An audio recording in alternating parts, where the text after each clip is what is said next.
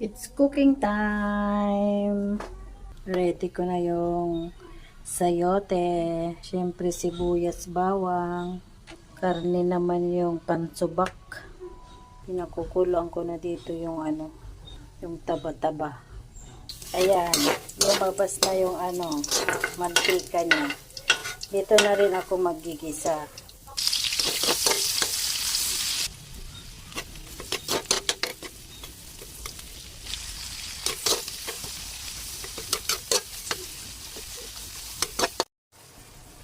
Yan, ilagay na natin yung sayote.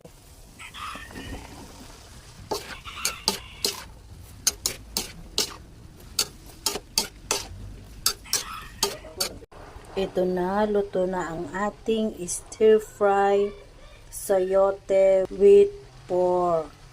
Luto kakabsat. Luto ng aton sura mga sangkay.